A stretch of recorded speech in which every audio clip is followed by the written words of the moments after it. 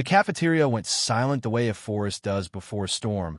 You know, the kind of hush where every instinct in your body starts whispering troubles about to hit 300 teenagers frozen in mid-bite as Mason Whitmore's fingers hooked around the strap beneath my shirt, his voice dripping with that old money confidence, recording me.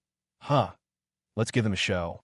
Now, before you try to wrap your head around how a 17-year-old girl wound up flipping the most untouchable boy in Connecticut through the air like a rag doll breaking his collarbone right there on the cafeteria floor, live streamed to 47,000 people, let me back up a sec, because the real story starts with a scar, not a fight. I used to trace it absent-mindedly, this 3-inch pale line running down my left forearm, a mark 4 years old but still sharp when the light caught it right. And every time I saw it, I remembered the day glass tore through muscle, my father's blood mixing with mine on the dash of our overturned SUV. My dad was everything a third-generation Irish cop, a single parent who could make the world's best grilled cheese at 2 a.m. when nightmares wouldn't let me sleep, and a teacher, not in a classroom, but in our garage, showing kids Aikido, how true power is knowing when not to use it. You know what I mean?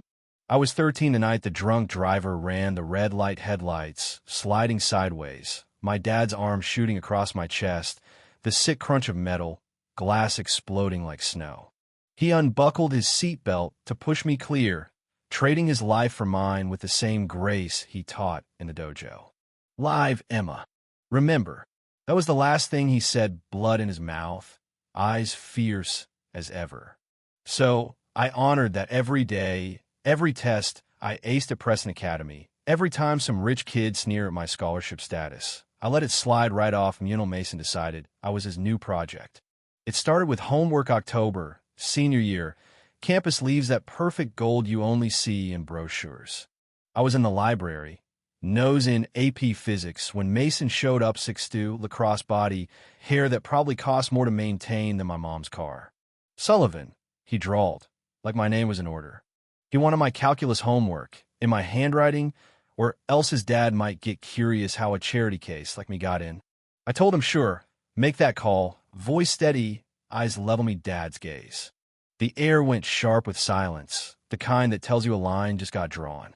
He walked off, but the way his hands clenched in a fist told me this was just getting started.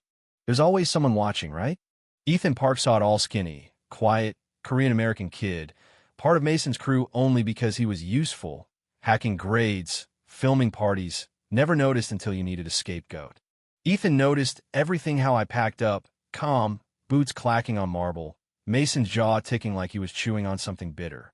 We're going to teach her a lesson, Mason told his lacrosse bros. Ethan kept quiet, but I guess he remembered the day I stepped in when Bullies cornered his sister in the bathroom and throw a punch, just stood there until they got uncomfortable and left. The campaign started small, jammed locker, slashed tires, homework missing from the stack. Stuff you can't prove, stuff that makes you question yourself. Olivia Carter, my best friend, her mom's the only black prosecutor in our county, told me, just do his homework, he'll move on. But giving in felt like betraying everything my dad died for. I needed to be someone I could look at in the mirror. Things escalated December, 2 weeks to winter break. I was heading to my car after tutoring, footsteps echoing behind me. Mason and his crew. Can I help you? I said, keys between my fingers like Dad taught me. He got in close, reeking of expensive cologne and booze, and grabbed my backpack. I used his momentum, flipped him into Tyler and Brad, books flying everywhere. He spat threats, but Ethan was there, phone recording, hands shaking. That night, I found a letter taped to my locker summoned to the office. Mason was there, his father, the principal, the school's lawyer. She assaulted my son, Richard Whitmore boomed, billing $800 an hour just to look annoyed. I have a witness and video, I said, voice barely above a whisper. The room dropped 10 degrees. Video can be edited. Assault charges stick, he said. Then a new voice, David Kim, unremarkable suit, but a presence you can't buy. I represent Miss Sullivan. Maybe let's review Connecticut statutes regarding harassment. He'd studied under my dad. The meeting devolved into legal threats and bluster, but an understanding was born. This was war. After that, bruises showed up where you couldn't see, shoulder checks in the hallway, accidents on the stairs, Never any proof, just enough to make every step feel like walking through a minefield. Olivia wanted me to fight back, but I couldn't risk my mom. She worked double shifts to keep us afloat, already mortgaged the house twice, still wore her wedding ring. I endured, documented everything, photos of bruises, screenshots of threats, notes in a battered notebook. I didn't know Ethan was doing the same, his digital insurance policy growing day by day.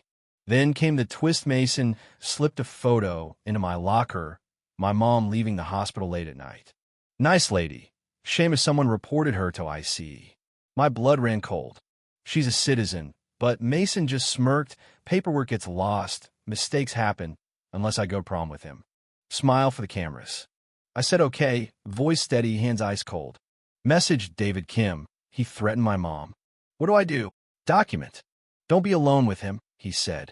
Friday came. I went through the day in a daze, told my mom I was just stressed about college. She hugged me. Your father would be proud. I tried to believe her. The cafeteria was packed, noise bouncing off the walls. Mason showed up at my table, flanked by his crew. We're doing this here, he announced, loud enough for everyone to hear. Phones came out.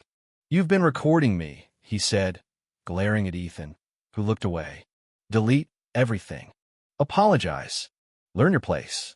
He lunged, grabbed my bra strap, yanked hard, elastic digging into my skin. Time slowed. 4 years of training took over. I pivoted, caught his wrist, used his force, watched his eyes go wide as I flipped him clean over, the crack of bone echoing through the room. Everything froze, forks halfway to mouths. Phones recording. Mason twisted on the floor, arm at a sick angle. Olivia yelled, call 911, but nobody moved until Ethan stepped forward, live streaming to the world. He assaulted her. She defended herself. Ethan declared, hands shaking. Sending this to CNN. The cafeteria erupted, chaos everywhere. Security, teachers, Mason's dad roaring in, demanding I be arrested. David Kim standing by my side. Careful, Richard, you're threatening a minor in front of 300 witnesses. The lawsuit hit that night, $10 million for assault. My mom finally heard the whole story. Pull me close. You think any amount of money matters more than you? David Kim called, don't panic. They'll try to paint you as violent, unstable. Fight back with the truth and the footage. Monday morning, the courthouse was a circus. News vans, protesters, signs for and against me. Judge Hayes, a woman who'd seen it all, watched 40 minutes of Ethan's recordings, weeks of threats, harassment, the cafeteria attack from every angle. Richard ranted, but the judge shut him down.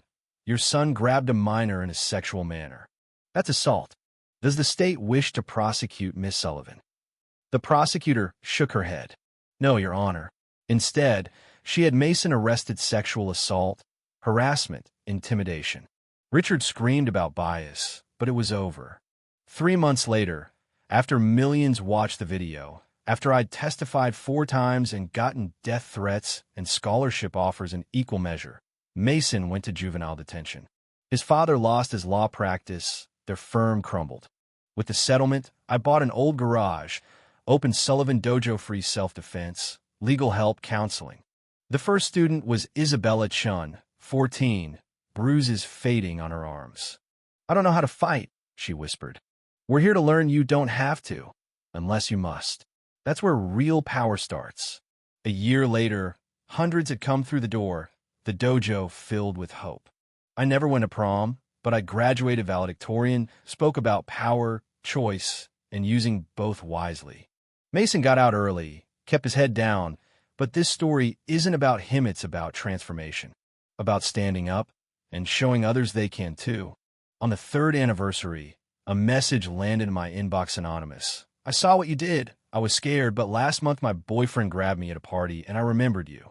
I fought back, broke his wrist. Thank you. I saved it to a folder called Why We Fight. There are hundreds now. That scar on my arm? It's barely visible, but every time I help someone find their voice, I remember power, used right, transforms you. Used for others, it becomes something bigger than strength or even justice. And that's what I want to know. Where do you stand when push comes to shove? What would you have done? Share your story below. because sometimes justice isn't about the law, it's about all of us choosing to fight for what's right together.